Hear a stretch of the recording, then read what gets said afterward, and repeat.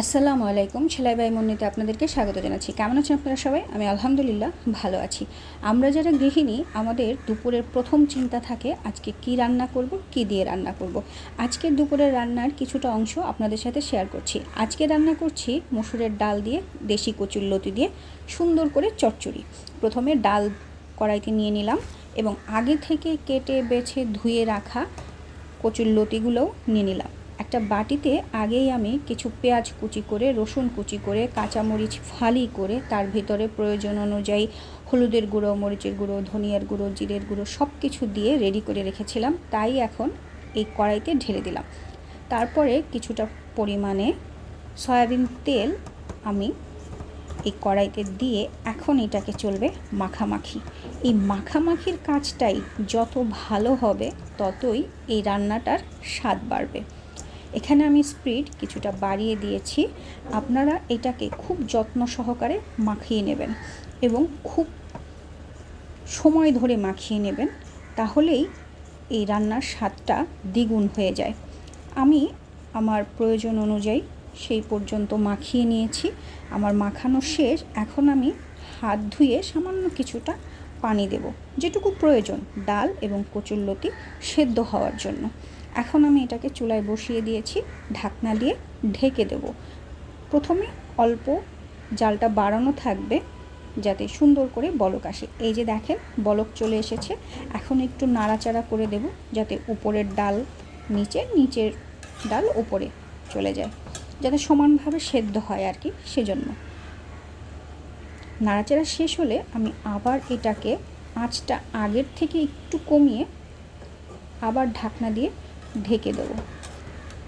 এই রান্নাটা মূলত সবচেয়ে বেশি ঢেকেই রান্না করতে হয়, তাহলেই অল্প পানিতে ডাল এবং কচুরলতি দুটোই খুব ভালোভাবে সেদ্ধ হয়ে যায়। এই যে আমি আবারও এটাকে ঢেকে দিলাম। কিছুক্ষণ পরে ঢাকনা উঠিয়ে দেখলাম যে পানিও কমে গেছে, ডালটাও আধা সেদ্ধ হয়ে গেছে। এ পর্যায়ে আরও একটু নেড়ে দেব।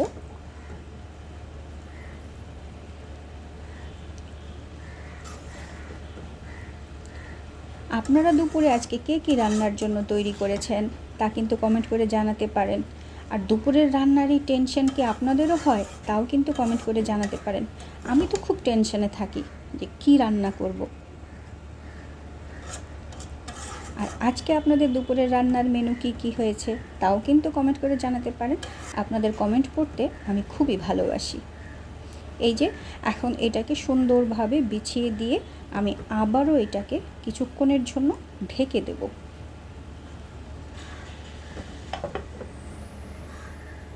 কিছুক্ষণ পর ঢাকনা উঠিয়ে দেখলাম ডালটা প্রায় সেদ্ধ হয়ে গেছে এবং পানিও প্রায় কমে গেছে, অল্প একটু পানি আছে। এখন এই পানিটাকেই আমি সুন্দর করে চারপাশে ঘুরিয়ে ঘুরিয়ে শুকিয়ে নেব।